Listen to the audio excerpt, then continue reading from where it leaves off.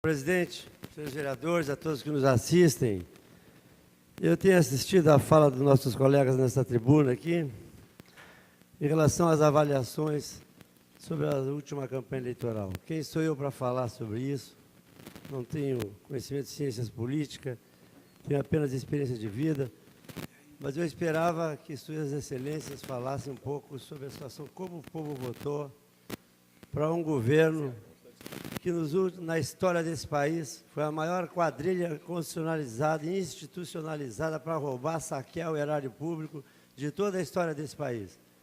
E eu não ouvi dos meus colegas inteligentes que são do curso superior falar uma palavra, uma frase sobre isso. E eu fico curioso, porque o mundo inteiro, na campanha presidencial, avisavam sobre o problema da economia, caso houvesse a recondução da presidente Dilma como presidente desse país. E eu, na minha forma simples, humilde de pensar, já falava sobre isso. Haja visto agora os aumentos da energia, do combustível. Então, eu não ouvi nada, eu gostaria de tê-lo ouvido, porque eu leio muito, escuto muito, assisto os jornais, e fiquei, sinceramente, muito triste, porque, na verdade, quando eu comecei na política de verdade, como vereador em 97, eu via muito, principalmente do Partido dos Trabalhadores, que a democracia era alternância no poder. Isso era o que mais falava, alternância no poder, cidadania. Quando assumem o poder, eles não querem largar de jeito nenhum a teta. Não largam mesmo, fazem de tudo. Eles destruíram reputações, todos fazem isso, não digo eles, todos na busca do poder. O poder energiza, o poder destrói, mas todos querem o poder. E eu fiquei impressionado, não ter ouvido nada satisfatório, muito mais ainda dos nossos colegas aqui. Tivemos uma das campanhas em relação a Pelotas, das melhores possíveis, evitamos o máximo falar em política na tribuna e citar nomes. Mas, por exemplo, o Ivan Duarte, com todo o respeito que tem pela sua análise, ele está sempre fazendo análise percentuais, ele se referiu à votação da Z3 como extraordinária em toda a história, e eu concordo, mas que ele fugiu da realidade quando ele não diz o fato que gerou toda aquela votação. Na verdade, os pescadores da Z3, com todo o respeito, são que nem mulher de malandro. Quanto mais apanham, mais querem. Porque, na verdade, foram maltratados nesse governo Lula-Dilma, nos 12 anos. 1/3 das famílias perderam a condição de serem pescadores, tiveram que fugir, porque a dificuldade, a divisão da categoria numa suposta sindicato e uma colônia, ou suposta colônia e outra colônia, e aí, sem falar, as cobranças são feitas aos pescadores, são maltratados, tem que gastar de ônibus, ir e vir várias vezes para conseguir um documento, para conseguir uma licença, criaram mecanismos, criaram leis, resoluções que só trouxeram dificuldades à categoria, e por incrível que pareça, com todo o avanço tecnológico que existe hoje, os nossos pescadores estão ainda de forma primária, ainda dos tempos primitivos, pescando, arriscando suas vidas, tem que ter uma tecnologia à sua disposição, a não ser apenas eu pedir o voto. E quanto mais apanharam, mais votaram. E para dizer que nesta campanha, excepcionalmente, eu acusei várias vezes nessa tribuna o trabalho político que faziam aqui, em pleno período eleitoral, de concessão de bolsas alimentícias, que nós iniciamos o processo em março, e o governo foi matando eles a fome, a sede, a necessidade aumentando a cada dia, a miséria batendo nas suas portas, e foi entregar no dia 2 de agosto, em plena vigência do período eleitoral, as cestas básicas de alimentação. E o pior, nosso hoje guindado, a deputado federal Fernando Marrone, até março não moveu um dedo sequer em defesa dos pescadores, quando ainda era suplente e estava na condição de deputado federal.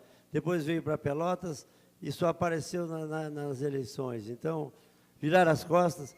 A vereadora Miriam buscou, através de uma lei, os seus pares lá na Assembleia, o auxílio de R$300, uma miséria, ia dar migalhas aos pombos, porque eles tinham direito a 2 parcelas de um salário mínimo cada um, em torno de R$1.500, negaram, não só negaram, como não fizeram um gesto, um movimento em tentar defendê-los, e deram essa parcela, e está criando a maior muvuca, porque criaram esta lei para beneficiar os agricultores, e numa emenda à lei, num artigo da lei, colocaram os pescadores, está dando o maior rolo, porque eles viram bom gás, que imagina se fosse Elvino Mal Glass, é Elvino Bom Glass, um dos deputados, um dos deputados mais combativos da Assembleia.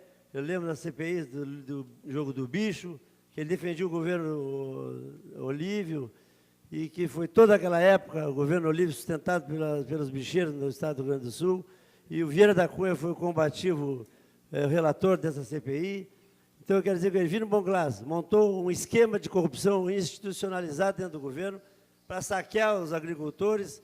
E está aí, não sou eu que estou dizendo isso aí, tudo que eu falo aqui é a Polícia Federal que diz, é o Ministério Público que diz, estão investigando. A gente sabe que as investigações levam anos, em pleno período eleitoral.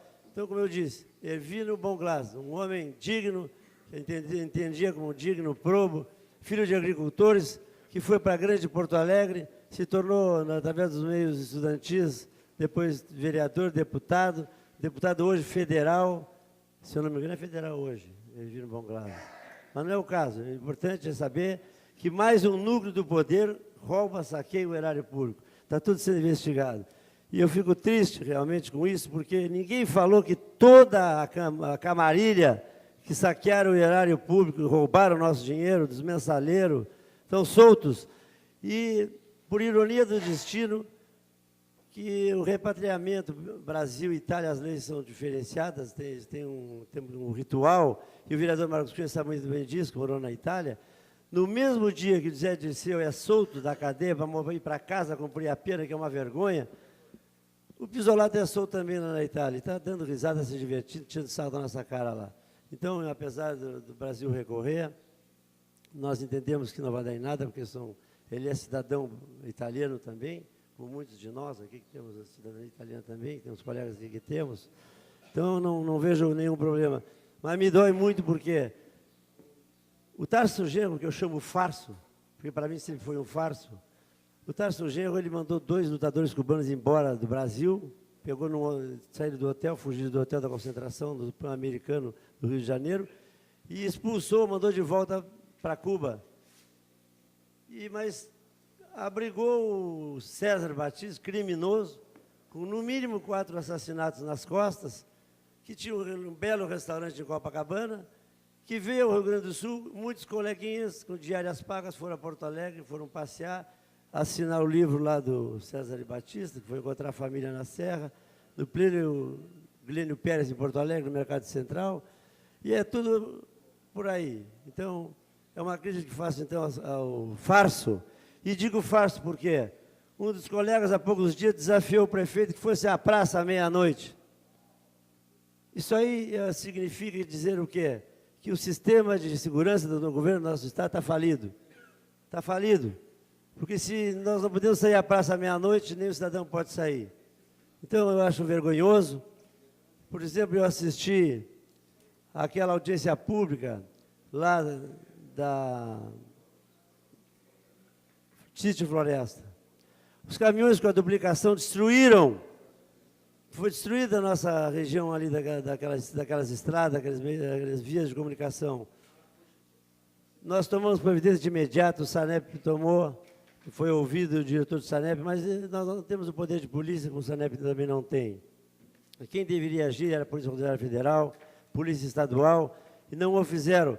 Sobrou para nós. Aí tivemos que ouvir, colegas nossos ouviram lá naquela audiência, o abandono que está. E eu ouvi do Éder, que eu quero dizer que o Éder, quero cumprimentá-lo pela coragem de responder pela CE. Ela disse que nós viemos dizendo aqui que a CE não fez os investimentos à altura. O Rafael Amaral foi o primeiro a acordar a sociedade para esse problema. E eu ainda falei também na audiência pública lá do Laranjal, inclusive você viu até de chacota, porque eu disseram que eu parecia adivinho, a mãe de Ná, que ia faltar energia, ia faltar água, mas é lógico, é óbvio, eu falei pela falta de investimentos, enalteci o trabalho do Amaral naquele dia lá. Então, e ontem o Éder, na segunda-feira, falou que realmente, apesar dos quebra-galho, pendura galho aqui, pendura galho ali, eles estão tentando resolver. E com a demanda que houver na praia, vai acabar a nossa energia. Eu quero conceder uma parte ao vereador Rafael Amaral, por favor.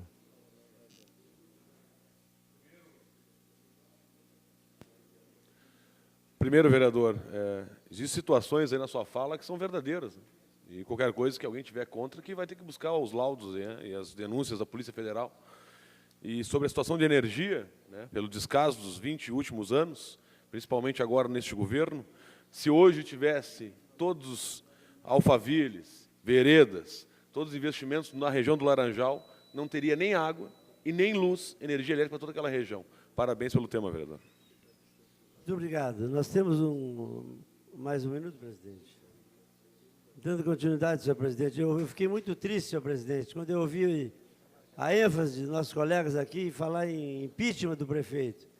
Eu sou contra o impeachment do prefeito, sou contra o impeachment da Dilma, porque a Dilma, se nós tirarmos a Dilma por alguma razão, que eu não vejo ainda com motivos para isso, nós vamos alavancar a política do Temer, que é o gerente das docas de Santos, responsável pela quadrilha que rouba e saqueia as docas de Santos, que a Polícia Federal diz e investiga, o Ministério também diz e investiga, e aqui é a mesma coisa, não vejo motivo nenhum, até entendo que é uma forma de arranhar, de diminuir, de enfraquecer, e eu não estou defendendo, e eu vou dizer mais uma vez para quem fala aqui em cargos, que eu não tenho cargos na administração, mas como cidadão, aos 63 anos eu quero que Pelotas cresça, desenvolva, mas parece que alguns querem arranhar a imagem da figura constituída, da autoridade constituída, e eu não vejo nenhuma razão. Nenhum benefício traremos para Pelotas agindo dessa forma. Nós temos que nos debruçar, cobrar, ir lá, fazer o que eu faço. Eu vou lá e cobro, através de ofícios, proposições, audiências com o prefeito, falo aqui na tribuna, não me escondo, provoco os secretários, provoco os superintendentes, muitos deles até chegou a fugir de mim. Meus assessores, tenho até dó dos meus assessores, porque eles não são muitas vezes atendidos porque as pessoas fogem ou dão uma desculpa qualquer. E para mim não tem desculpa, eu persigo, eu junto cópias das minhas proposições, vou atrás e tento a solução. Sei das dificuldades, nunca houve uma precipitação pluviométrica tão forte em nossa região, nossa cidade, nos últimos 2 anos, mas como disse o Vicente Amaral, que é um grande opositor na trincheira do governo do Executivo, tem que fazer o trabalho preventivo. Sua Excelência está de parabéns pela coragem com coloca os temas nessa tribuna. Sua Excelência é da base, mas questione e questiona com conhecimento, com qualificação, com qualidade. E é isso que nós queremos, então, cumprimentá-lo, agradecer a atenção dos senhores, pedir desculpas se eu me excedi, mas o que eu digo é o que eu assisto, que eu vejo e o que a Polícia Federal diz. Obrigado.